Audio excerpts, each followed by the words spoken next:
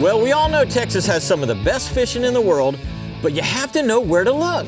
From bass to redfish and snapper, we're sharing this week's secrets from our captains and guides. So get ready to bait your hook, cast your line, and set your reel for the Texas Insider Fishing Report, which starts now. Welcome to the Texas Insider Fishing Report. Presented by Yamaha. Welcome back to the Texas Insider Fishing Report. This week I have Captain Jim Ross co-hosting with me as we gear up for the upcoming weekend. Jim, thanks for being here again. I'm so glad to be here. It's a lot of fun to do this show. To listen to the comparables between what goes on in Texas and what goes on in Florida, which is where I normally guide. Right. It's so interesting to see that some of the things we do are exactly the same, but I'll tell you what, some of these guys have got some great techniques, and I start transitioning what they're doing in Texas over to my Florida fishing, and I'm having success. So hopefully you guys and gals will have success after this show. It airs as well. Sharing is caring. Yes. But you know, we have quite the show to deliver to you folks. So let's say hi to Dave at the workbench. Dave, what are we delivering over there today? Well, we're going to get a little froggy. We're going to get a little froggy this week. You know, the water's warming up, and you know, the amphibians are moving around a lot, so the bass are eating them, and we're going to talk about how to That's Rick's favorite. Use them. Mine too. Rick always gets so happy when we're using them on the show. All right, we're starting out with Matt Reed in the Lower Fresh region. That never disappoints on Lake Amistad, Falcon, Choke Canyon, Somerville, and Fayette County. Let's get on some bass, Matt. All right, let's start this thing off, Brie. Going to start off at Lake Amistad. I'm actually down here right now working at kids camp. We've been having a blast. There's tons of fun down here at the moment if you're just looking for numbers. Throw a Chapo or a Jaywalker early on the Windy Rock points, and there's just a lot of bites, a lot of small fish, but a lot of bites. Later, you want to pick up a drop shot or a Ned rig on the rock points and bluffs. They're sitting at about 10 feet off that bluff. Your boat may be in 80, but they're on the stair steps down off the rocks.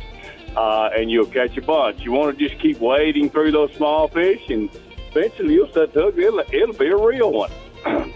Then you move on down to Falcon. The bass are beginning to settle back into a more consistent offshore bite.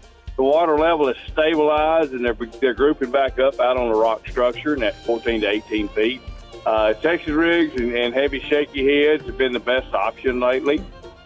One thing about Falcon, never give up, because you're only one cast away from a big one. Just keep working, and she will show up. Mike Bates sent me a report from Choke Canyon. He's had a slower week for big bass, still catching 1 or 2 per trip, but his numbers have increased with a lot of 2 to 3 pounders. One of the big pluses right now, with the water coming up a little bit, the hydrilla is really starting to grow in some areas. It's caught several bass in it, with one great big one this week.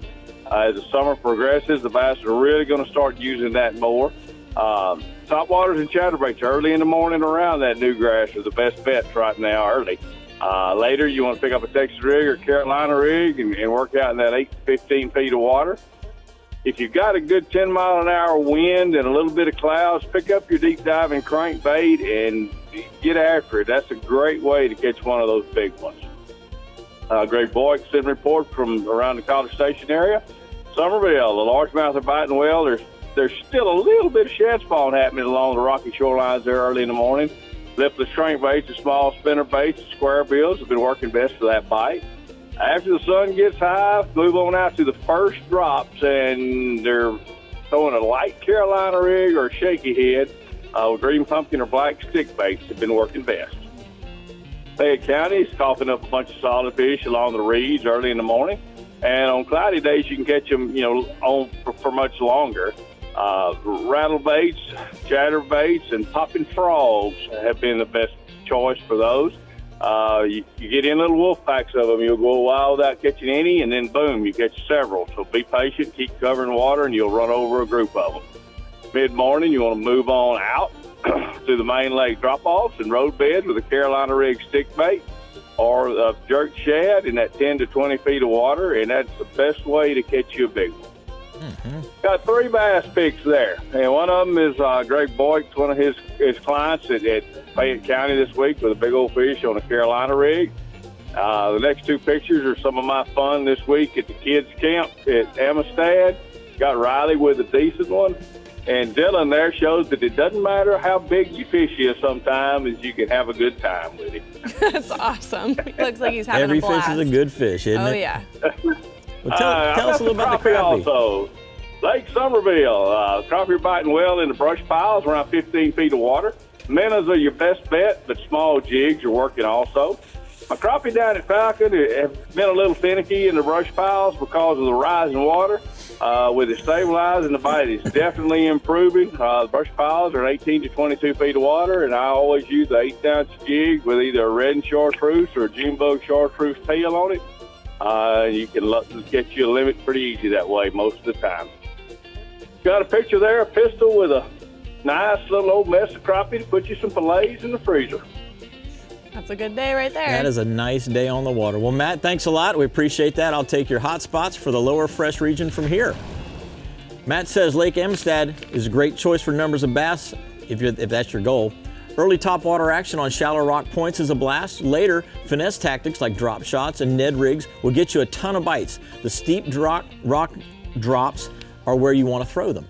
I love that he's at a kids camp right now. That's awesome. That's really cool. It's that time of year again. And it doesn't matter what size. No, of course not. As You're reeling in long as good it's a times. fish, that's all that Reeling in matters. good times, that's it. All right, we're feeling the heat in the front runner boats upper coast region, so let's hear from Captain Carl Weston on how we're keeping our cool. Hey, Carl.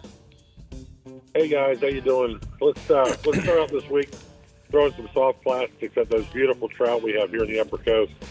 Dean Lake might be one of our best kept secrets, from the rocks along those jetties out there, the incoming tide, all the way back to our backwaters. And the areas in the small lakes and streams dump into our rivers and bayous there. That's what we call the backcountry.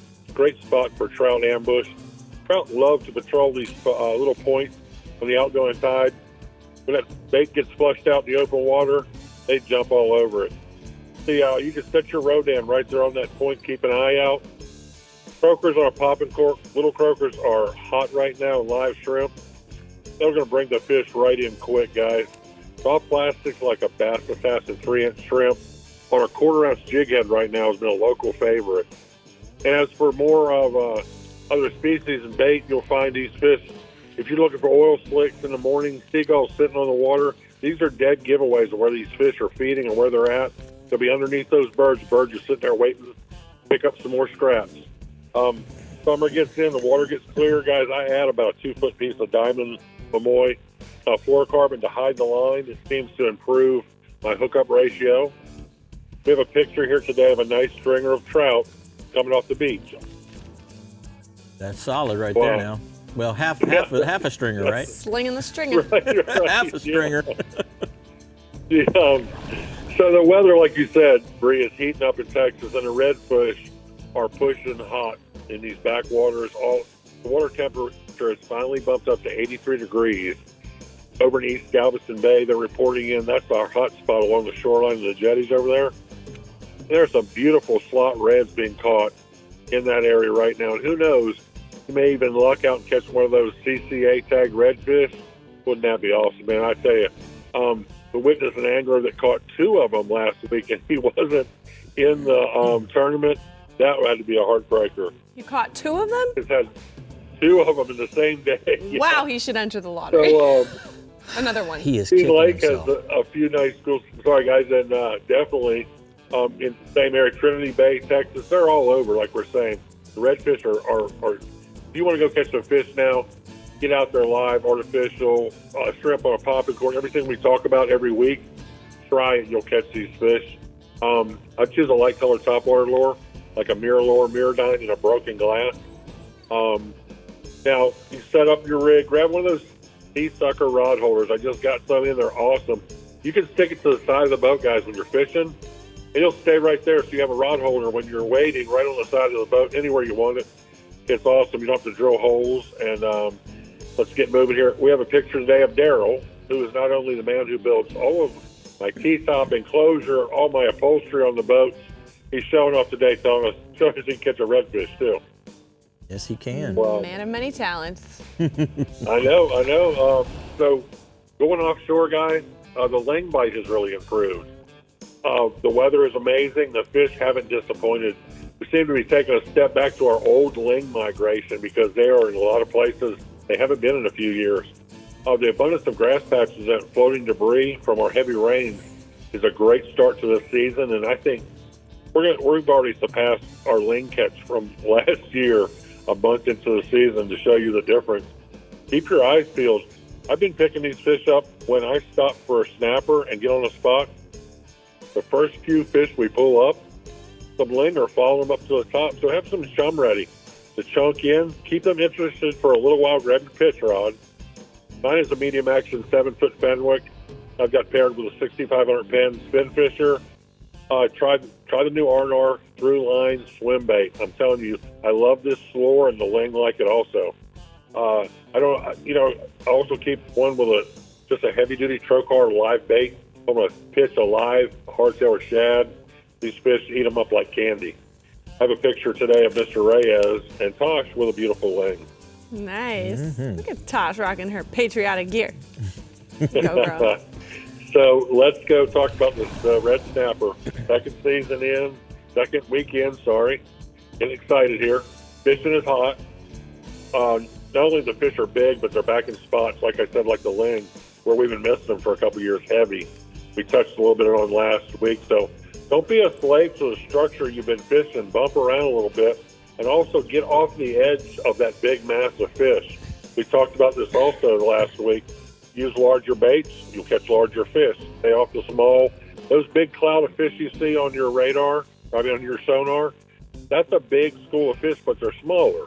If you bump just off 50 yards, you're going to be amazed at the change of the size of fish. Yeah. And it's a lot of fun just to time a large bucktail, guys. Hit it with some baits, some fish bites, drop down on really light tackle, and fight these big fish. We got a pig of a picture today, Larry, with about a 17-pounder. Larry. That is a nice That's one. amazing. Well, thanks, Carl. We'll take your hot spots for the Upper Coast region. Carl says inshore, chasing trout around the rocks and the jetties on the incoming tide all the way into the backwaters. Areas where small lakes and streams dump out into our rivers and bays is the perfect spot to catch those trout ambush in those baits. And then offshore, targeting cobia or ling while fishing structure in the 140 to 200 foot zone. You want to use a seeker rig tipped with a squid, shad, or a piece of Fish Bites Easy Strip in the shrimp flavor. And they're following those snap ropes, so you want to be ready. Yeah, get ready. Get ready for them. Cobia are, man, when they pop up, sometimes they only stay for a second, so you got to be on them. Yeah. And they're good fighters too. All right, the Star Tri-Meadow Fresh region has a few things to go over with us when we come back. But first, Dave's being hoppy over there at the workbench with all his froggy friends. I do have a lot of froggy friends You over do. there. And we're going to go through each type and tell you how to fish them. So, got a lot to do. Fish and Frogs, we'll be back. Not a lot of time. Never enough time, Dave.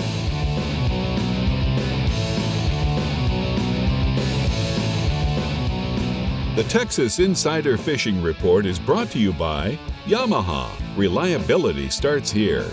Ameritrail. Load, launch, relax. Fenwick. Feel everything. Bahio Sunglasses. Blue light blocking. Radically clear lenses. Sportsman's Adventures with Captain Rick Murphy. Fishing for adventure. Berkeley. Your fish, our science. And SKEETER Performance Fishing Boats. Eat, sleep, fish.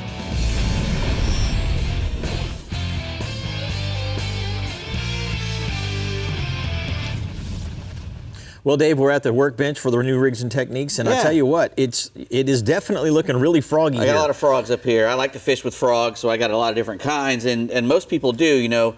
When the weather starts heating up and the amphibians, you know, they're a cold-blooded critter. He needs to get out and start moving around and doing his thing, you know. He needs to eat and make more froglets. Yeah. So he's out doing that, and then when he's out there doing that, the bass key in on him and start eating them.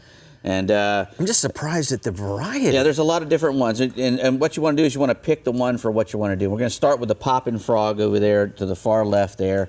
And, you know, the poppin' frog gets its name from that, you know, that poppin' face he's got on him. Chugger mouth there. Exactly. And this is a frog that you want to use in more open water. You can use him in heavy cover and stuff, but he's going to get hung up more so than a pointy-nosed frog.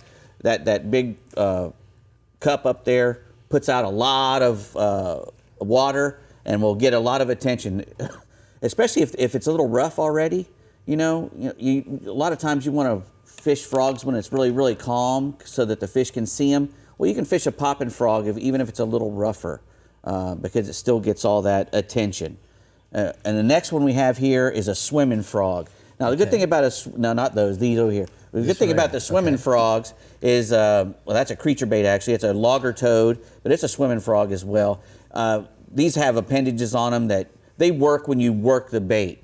You have to move the bait really quickly to keep them up on top. They usually sink. They're not hollow. They usually sink, which is really good because you can use them in different ways. You can burn them across the top to get the top water bites, burning them through, and they still go through all the heavy cover really nice. Yeah.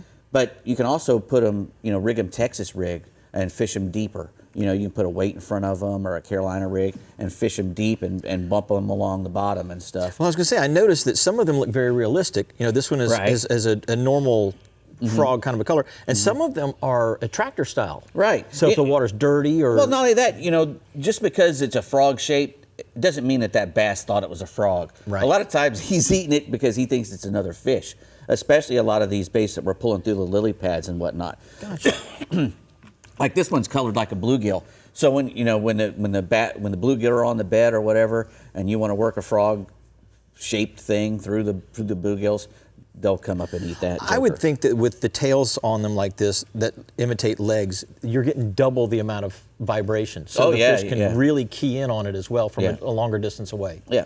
And it's good to fish these things in dark water because just for that reason they make a lot of commotion, and the lateral line on the fish will pick it up before he sees it probably, and then it comes slamming on it when it comes through there. The last kind here are the more traditional type, the hollow body frogs. They're more realistic. They float up on the surface. You don't have to keep them moving if you don't want to. They'll just stay up on the top, which is very important because on some days the bass love to have things flying through the lily pads or across the top of the hydrilla. The faster it's moving, the more apt they are to pile on it. And these have the pointy nose, so they slide through the vegetation exactly. better. Gotcha. And these work on days when you don't have to move them as fast either. You can move them fast if you want to.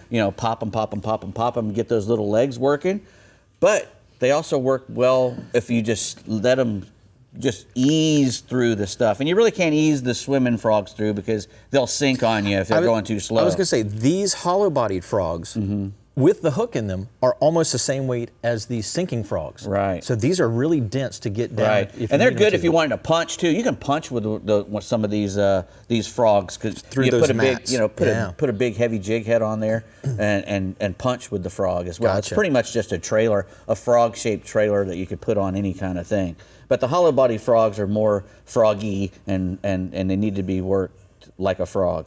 And when you throw them into those lily pads, the good thing about the hollow bodies is you can stop them and just let them sit. They just sit, yeah. And then move them just a little bit and then let them sit because they usually like to eat it when it's stopped. Gotcha. A lot of times they'll eat it when it's flying along, but they miss that a lot. They'll try to eat it like many times and you got to stop and let it sit. And then, but once they eat the frog gets a lot of bad press because you don't get a lot of hookups on a lot of the bites you get because there's a lot of stuff. There's a lot in to the way to get in the way, even on all of them. So you got to let them eat it and get it turned and swimming away from you before you swing on him. And you need to swing on him hard. And that is so hard to do when it's sitting on top. Because your natural reaction is just, I want to hit him now. Yeah. And even when you're moving it quickly across the surface, that surprise bite, your reaction is to immediately try to set the hook. Yeah. And that's not what you want to do. You want him to grab it and turn around and go heading for the bottom and spinning this thing around. And then you hit him hard with your 60-pound braid and your heavy tackle. Heavy action tackle. Yeah. Well, that was a great job, Dave. We didn't get anything else, but we covered frogs. You did cover as good as we could cover them. So let's go see where we're going next. I like myself a good pair of frog legs too now. I bet you do. They're yummy. All right, there's a lot of fun to be had on Toledo Bend and Sam Rayburn in the Star-Tron Middle Fresh region. So Matt, get us catching.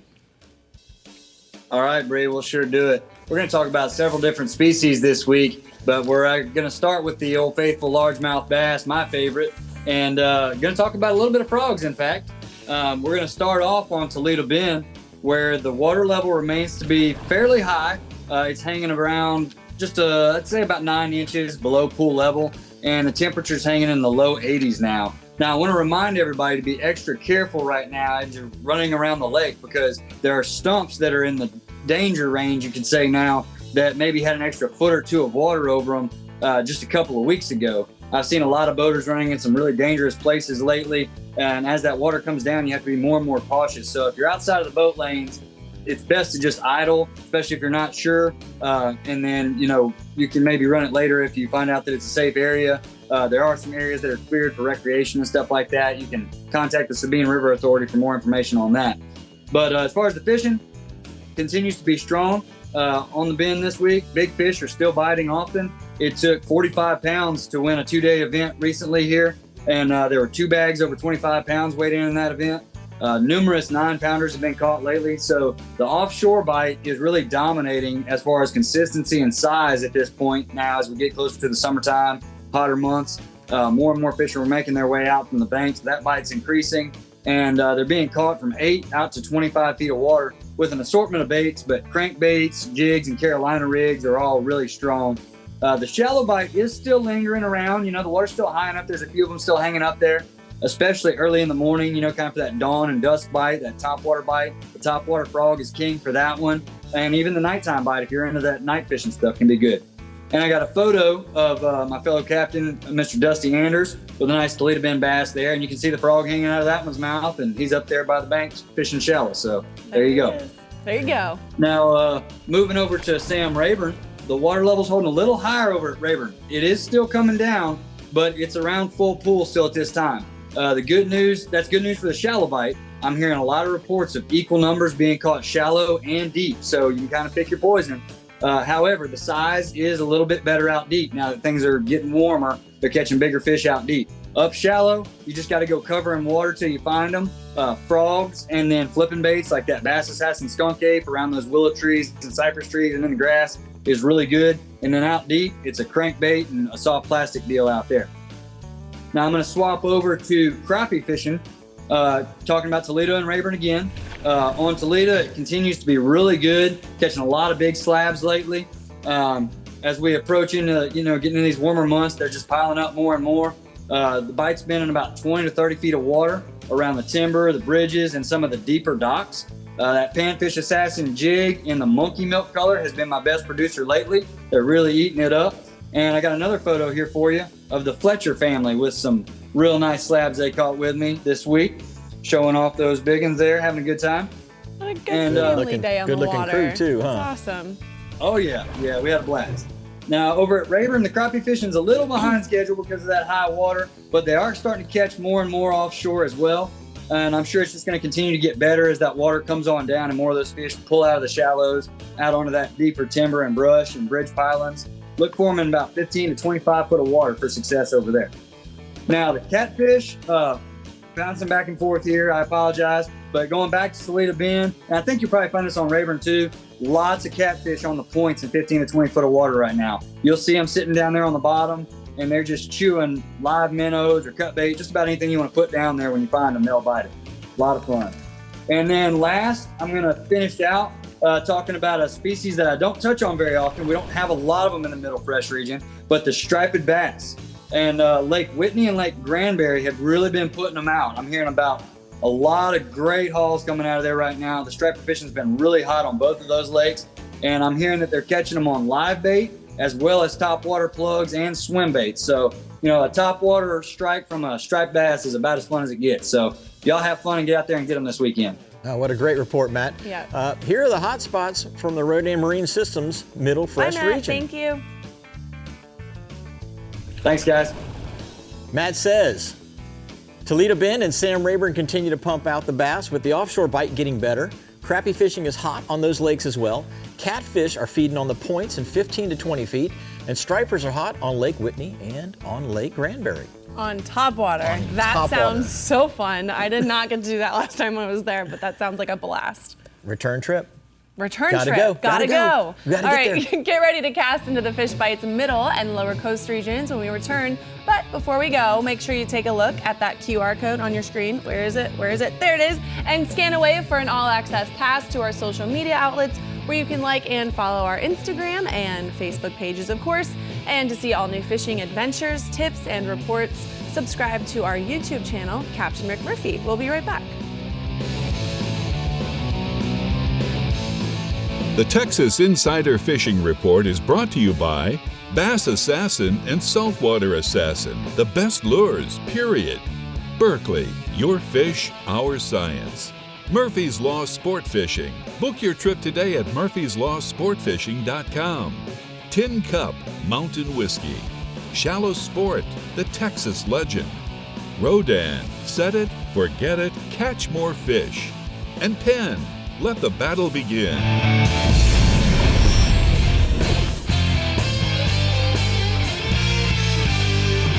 Power pole anchors have many tools. They are not just for fishing. I love it when I pull up to the beach or the sandbar and see a nice flats boat, bay boat, even a pontoon boat pull up, deploy their shallow water anchor, and enjoy their day out here at the island. Here are a few tips to help you choose the right spot to deploy the anchors and enjoy your day at the beach. First thing I need to do is decide where is the best spot to anchor the boat.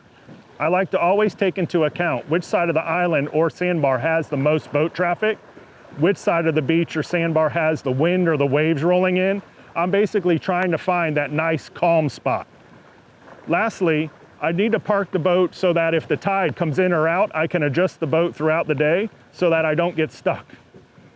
After I have chosen the perfect spot, I like to nudge the nose of the boat up to the sand and deploy my power pole shallow water anchors.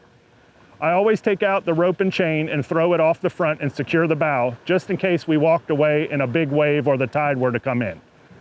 Throughout the day, I pay attention to the tide and readjust the boat based on the water level, but with the power poles, that is easy because all you have to do is hit the up and the down button, and that's your power pole tip. Jim, I know you are a power pole fan, and I think Love 'em. Love them. They're a must on every single boat for sure. You know, even kayaks. Yeah, Anything, I'm surprised they don't put them on paddle boards they will. eventually. Eventually they will. All right, get your top water skills in check if y'all are fishing in the Fish Bites Middle Coast region with Captain Bink. Welcome to June, Bink. I know it's your favorite time. It is. June's my favorite month. There's just so many opportunities. East Bay, West Bay, the surf, the jetty, the back lakes, wading, drifting. The best incoming times of the year happen during the first half of June, and I'm ready just about every sunrise. Topwater bite's been really good. Barrelure she pups and she dogs in the surf have been hot. Bass Assassins, the Little Johns have been good on about 1/8 ounce jigs. Stiff southerly breezes, it's kind of pumped up our tides, pushed our trout tighter to the shorelines. We're casting the reefs and working sand and grass pockets. We've worked sand and grass and worked around slicks and caught a lot of catch and release trout here lately. South shoreline of West Matagorda Bay has been good most days, and wading the flats with higher tides have been the ticket. Most of those trout have been hanging about 40 to 50 yards off the shoreline. In Port O'Connor, protected shorelines close to Pascavallo have been good for solid trout. The topwater bite's been good throughout the day, especially while fishing the major and minor moon phases. We've been on a full moon, and it's been really, really important to know when the moon's falling, when it's rising. We started a trout tagging program in Matagorda where we tag all trout 20 inches or over. Local angler Chris McKinley started the program in hopes of getting anglers to release trout, give them a chance to grow to epic size, especially since we lost so many trophies during the freeze of 2021. Of course, we hope this program will change attitudes to more of a release and less of a kill of our precious special trout. Check out the trout tagging, Texas Trout Tagging on Facebook and Instagram, or just follow my Sunrise Lodge Properties Facebook and Matagorda Sunrise Lodge on Instagram. There's a photo there. 6.25 trout that was tagged and released on Captain Kevin Cossett's boat this past weekend. That fish was about 26.5 inches. I also recently tagged a 7-pounder that was 28 inches over the weekend. Redfish, waders have found redfish tight to the grass with loaded tides. Back lakes in Port O'Connor have been good for live baiters and those tossing center baits. Best bet for reds continue to be along the beach. Slot-sized reds have been caught in the first gut, and bull reds are good on the deep side of the second sandbar and off the tip of the Matagorda jetty. The surf side in Port O'Connor jetty are holding big bull reds too. Some are using cracked crabs, blue crabs. Some are free-lining big Gulf shrimp or Carolina rigging large table shrimp. Allen's Bight and the Back Lakes and Rockford and the Flats and Redfish Bay have been holding good redfish while tossing bass assassins under a popping cork. Offshore has been a boon lately. Man, for about 3 weeks, we've had seas in the 1 to 3 foot range. Here lately, they've been less than 1 foot, and it's really, really got a lot of captains making the long john on the big pond. Swordfish have been steady for guide Michael Quebec about 80 miles out the past 3 weeks. He's been making those long runs. He's leaving about 5 in the morning and getting back about 10 at night. It's about 200 miles round trip. He keeps spinning those swordfish, and I keep him supplied with smoked swordfish dip. It's a good trade there. And Freeport guide Mike Siegel, real throw charters for those red snapper are really good while dropping sardines and shad in 35 to 40 foot of water. Been a lot of red snapper caught this week. Fish up to 20 pounds for a lot of Matagorda anglers. Schools of bull redfish and sharks are roaming the surface near the beach. Some triple tail and chicken dolphin are using those lines of floating sargassum for cover, and anglers are drifting the mats and sight casting to them.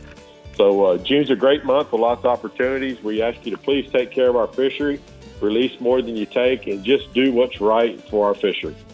Think real quick before we let you go. Those top water plugs that you were talking about, are the trout preferring a darker color or a lighter color right now? And I've been throwing bone, but I also throw dark colors as well. I think the main objective is to keep it in the zone. A lot of people work topwaters too fast. It's a dog walking back left and right, kind of methodical. Gives that trout a time to look at it and an opportunity to bang it really, really hard. There you go, from the master. Bink says that's what you got to do, and I'll take your MirrOlure hot spots for the Middle Coast region from here, Bink. Thanks so much. Trout are good in the Port O'Connor on topwaters on the incoming tide. Bull redfish are good at the jetties at Matagorda, Port O'Connor, Port Aransas, and Freeport. And then if you get offshore, swordfish are good out of that Matagorda area, and you're gonna have to run about 80 miles to get to the sweet spot, it looks like, for those swords. 80 miles is nothing to it. Exactly. All right, well, snapper season kicked off last week, so let's see how the Lower Coast region has been catching them with Captain Chad Kinney. Chad. That's it. The snapper bite's always phenomenal down here, 365 days a year, but federal water did open up, and it's just crazy all over. I just got back in. We've seen all sorts of stuff out there, but we'll get to the good stuff here, the fishing report, so you guys know where to go.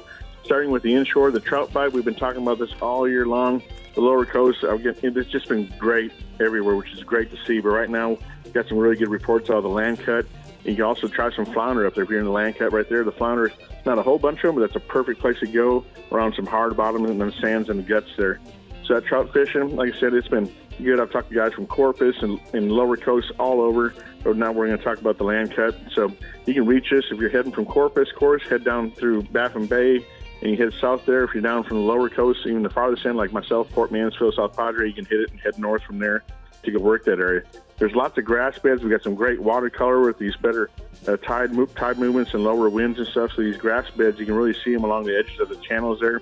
So what you need to do is really work your MirrOlure top water, your top dog right along those edges, cast up in the flat, work off the edge right for that drop off.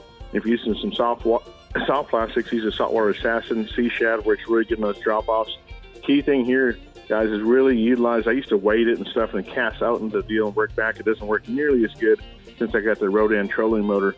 What it does is gets you just in casting range, put it in anchor mode, cast, work those edges, throw that MirrOlure top dog or everything else like that, and then you can also get it off anchor and start moving right up in the banks into the current and work those banks. And then also when you get right into the oil gets it pop off, anchor mode it again and keep on working that. There's a lot of fish are moving in and out, and they're just chasing those baits that are coming off the flats. And it's been really hot for trout. Moving along to flounder, like I mentioned, it's not like on fire and it's not like huge numbers, but there's some really good ones being caught, and they are there. And my land cut's definitely my favorite go-to, or the east cut. But talking about the land cut, if you're fishing for the trout, hit the flounder afterwards.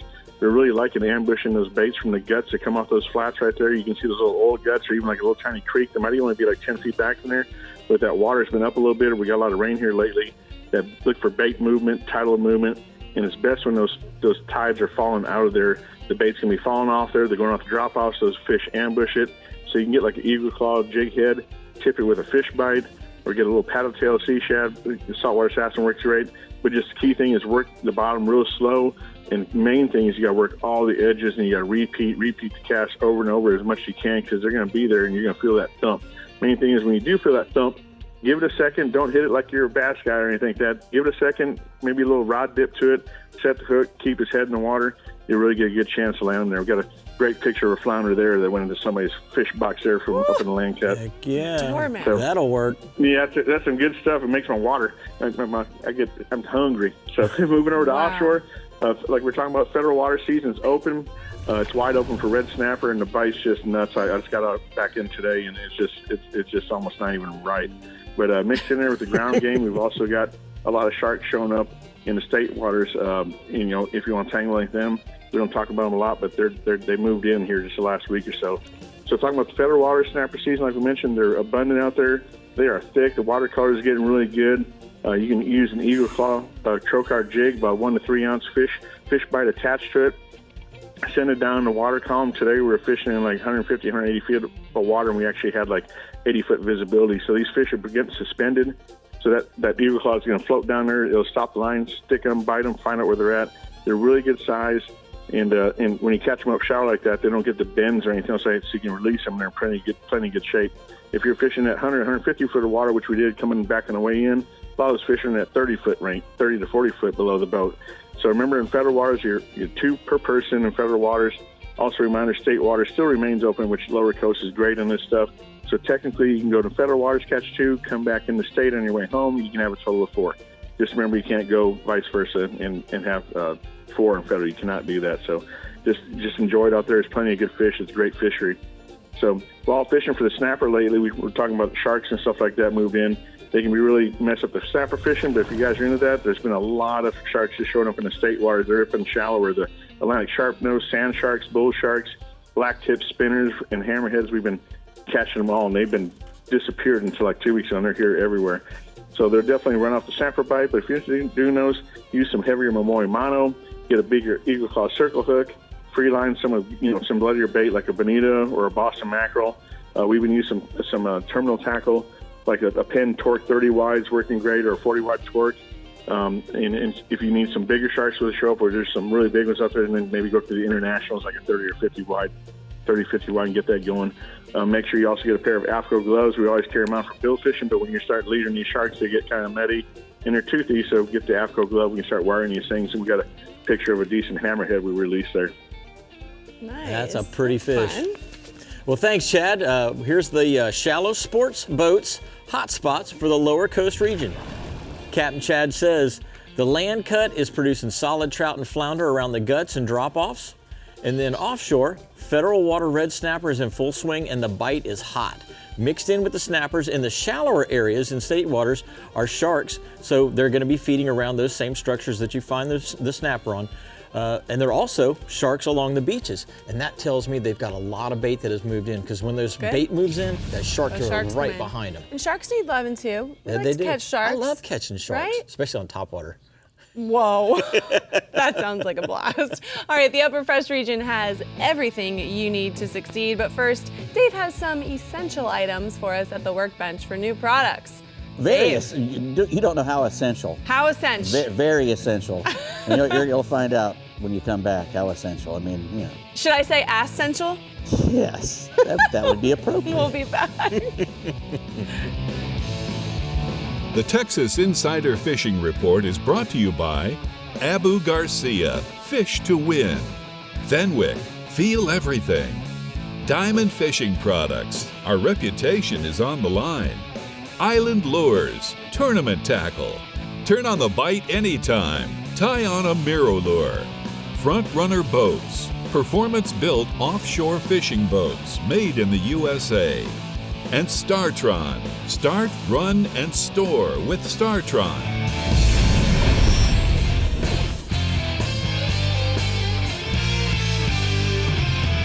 Well, we're at the Taco Marine Trolling the Edge new product segment, and yes, you've sir. got some taco products here, which, surprise, surprise. I do. We'll get those in a second. Yep. We're going to start over here with the Savage Gear. This is the Pulse Tail Mullet, the line-through version. And what's really cool about this, besides being the line-through, is it's an actual 3D scan of a mullet that they use. So it looks and swims just like a real one. It does a really good job. That line-through design, keeps the fish, once he's hooked, this hook will it'll pop yeah, out. you can pop it out. You should be able to pop it the out. hook out of the plastic. Yeah. And it'll slide, and the lure will slide up, so he can't use it as leverage for a dehooking device. Which will happen sometimes if it's real tight to his mouth. We use a lot of these big plugs with treble hooks, and that big plug in his lip, and he's flopping around, that plug will just come flying out. Tarpon and hook, tarpon and snook in particular are just famous for doing that. Exactly. And that'll keep, and it's got a nice split tail in the back, so it keeps paddling. Comes in 5 different colors, and it range in 2 different sizes, a 6-inch and an 8-inch. 1 3/4 ounce up to 3 7/8 ounces. So it's a pretty good sized bait, and it's made for bigger fish. So nice get stuff. you one of those. Where do you find them? SavageGear-Americas.com. Gotcha. Next, we have the AFTCO Ace long sleeve button up fishing shirt. It's the shirt I have on right now. I'm looking pretty sagey, But anyway, these Style are and profile. 100% ripstop woven poly, which is ultra light, UPF 50. It's got a stain resistant coating as well. It's got a nice big chest pocket up there, so you can put stuff in it. Nice button tabs on the sleeves, so that you can roll your sleeves up and button them up so that they'll stay up. And 2 big flaps on the back, so you can get some nice Giant air vents. when you're out fishing. And it comes also with a little integrated lens cleaner on the inside here for your Bahios. Oh, there you go. Yeah. Nice. Yeah. 4 different colors, and AFTCO always gives their 10% pledge to conservation. And this one's in my size. AFTCO.com. You can have that one. Thank you. I'll I give will you take that one. What else have we got, Davo? Next, our Taco Marine Deluxe Triton Rod Holder. It's a cluster, a rod cluster, and it's the straight version. Turns 1 rod holder into 3. If you're doing any kind of kite fishing or putting live baits up on the surface, you want to separate your baits, but you want to keep everything close so one guy can work them all. And this is what you want to use right here. So I see that there is an attachment point here. Correct. As well as the gimbal. Yeah, well, this is for your lanyards. If you want to put a safety line on your rods, you can attach them here. This, your gimbal just goes in a regular rod holder. These are all 9 3/4 inch rod holders up at the top. Flared. You can put heavy tackle in there, 80-pound. The other thing that I like about this, Dave, it rolls over the edge. Yeah. The insert that rolls over the edge keeps everything protected that much better than the ones that are just on the inside. So kudos to Taco for doing that. Right. And this fits any standard 1 5/8 inch. Comes with this nice mesh bag to store it in, and a 3-year limited warranty. Fantastic. So go to tacomarine.com to pick you up one of those. Now, to end with, we're going to start with the Sea Sucker toilet paper holder. Talking about essential. Is that what this is? This is essential. An essential product. Because I got one of these in my packet, and I was like, all right, I'm not exactly sure what this is. Without an explanation, it might be a tough call. But it's a toilet paper holder. You can put your toilet paper wherever you want it, wherever you need it, and that'll do it. It's got the patented seersucker device there. It's like 100 pounds on that little 4-inch thing. Once you put it where you want it, it's gonna never move until you move it yourself. And you just squeeze it, put the roll on, pop it back out. Exactly, and it's done. Put it wherever you want, like I said. And there you go. Very essential. Very essential. Very they essential. make such great attachments to go with those Sea Sucker Yes, they do. bases. SeaSucker.com. You can get all kinds of cool stuff. Fantastic. Well, that was quick. You say essential without saying essential. I know. One more time. I'll get really upset. It's perfect. All right, we're seeing what our last region, Captain Mike McFarland, is reporting in the Upper Fresh region on Lake Fork, Ray Hubbard's Athens, Possum Kingdom, Lavon, and Tawakoni. Take us into the weekend, Mike. Hey guys, good to be here. I'm really tired. Been working really hard up here in the Upper Fresh, and it's fishing great. Let's tell you about bass fishing with Joe Shipley and Texas Frenzy Guide Service on Hubbard.